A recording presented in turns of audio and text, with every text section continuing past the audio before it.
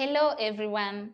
Welcome to From the Heart with Catherine, a place where we find peace, compassion, courage, and hope.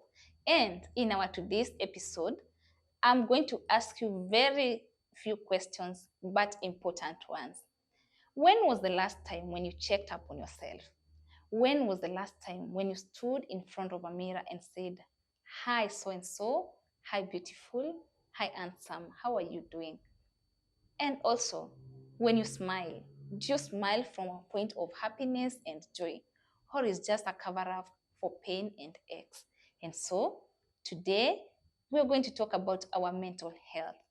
When we talk about mental health, we are generally speaking about the state of well being of our minds and our brains, and the ability to navigate through everyday setbacks and negative energies. So, generally, we're speaking about our emotions, our thoughts, and how we relate with others. When we talk about mental health, of course, there is a term that comes to your brain: mental illness. So, what is mental illness? It is the opposite of mental health. It is when we are not mentally healthy. And we have indicators for that. You can say that you're mentally okay, but you're not, because we have severe symptoms and we have the red flags of mental illness. When we are talking about mental illness, we have the severe symptoms and the alarming symptoms. These severe symptoms arise from the alarming symptoms. Some of the alarming symptoms, we experience them in day-to-day lives, but we ignore them because they might not be detected. For example, do you find yourself stressed sometimes that you cannot do anything apart from just sleeping, waking up, and eating? That is a sign of mental illness. Other indicators of mental illness are low self-esteem, negative thoughts, sleeping a lot, eating a lot, crying alone, inability to associate with people well when you used to. When you're speaking as well, you find yourself talking too much to an extent that no one can understand what you're saying. That is a sign of mental illness. And to the severe end, we have three: suicidal thoughts, we have hallucinations, and paranoia. When you talk about hallucinations, is a state when you find someone is hearing voices or seeing things, and yet they're not even drunk. When you're talking about paranoia, is a state that someone can get scared over nothing. You find someone is seated in a room and scared, maybe to the one end of a corner, because they feel that there is something around them when there is not. That is a chronic sign of mental illness. When you talk about mental illness, we have to check what causes that.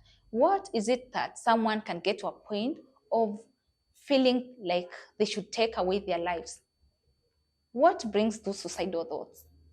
What brings that desperation that you used to associate well with people and now you can no longer do so? You just feel like eating and sleeping or not eating. Sometimes you get anger issues. What causes this mental illness?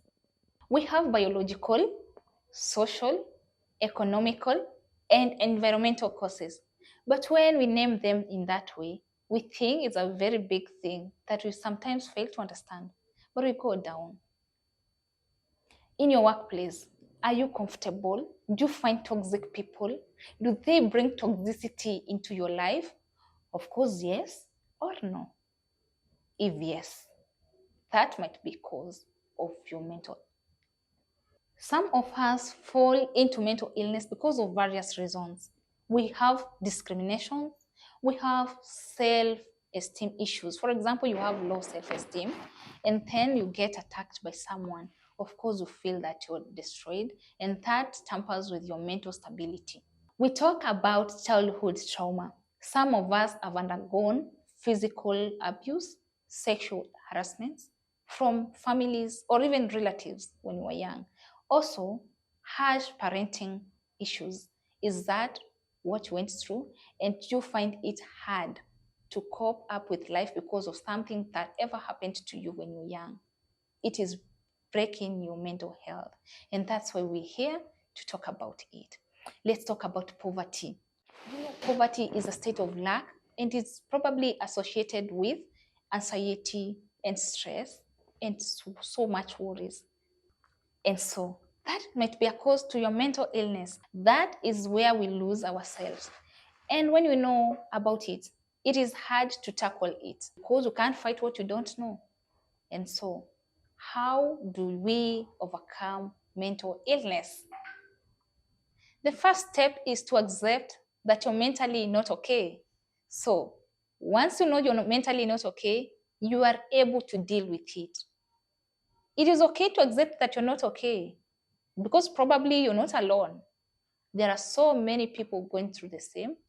And once they accept, they deal with it and they overcome. And if you don't accept, you cannot deal with it. So the first step is to accept. The second step to overcome mental illness is to seek guidance. It doesn't matter from who it comes from. It might be a friend, a colleague, your mother, your father, a relative, but it has to be someone who has concerns with you. That is to the lower level, and that is when you are dealing with the red flags. When you are dealing with chronic mental illness, you need to seek professional counseling from psychiatrists and psychologists. You need also to see professional doctors so that you may start the journey. If it takes you being medicated, you take the medication and to overcome the mental illness. We also need to develop healthy routine. Can we eat well? Can we do physical exercises? That boosts our mind. Avoid triggers as well. Do not engage with people who bring to you negative energies. Do not go to places where you feel unappreciated.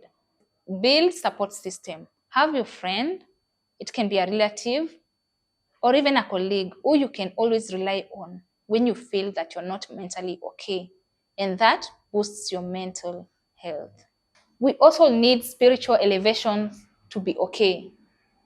Can you seek guidance from a church, either priest or your pastor, or you can also read your Bible and gain the spiritual support. Embrace yourself. Do you know there is no one who will ever love you better than you can do? Can you love yourself the way you are? With all your weaknesses, accept yourself. And that will enable you to build your mental health. That is because if you do anything, you'll always be okay and say, it is me, and I'll always be better. But if you don't accept yourself, you'll rely so much on what other people think about you, and that will continue breaking you over and over again. And also, let's avoid substance use. For the young people, if you engage too much into drugs, of course you ruin your mental state. And so, if we avoid that, we are going to regain our mental health. With that, I leave you with a verse, Psalms 34:18. The Lord is close to the brokenhearted and saves those who are broken in spirit.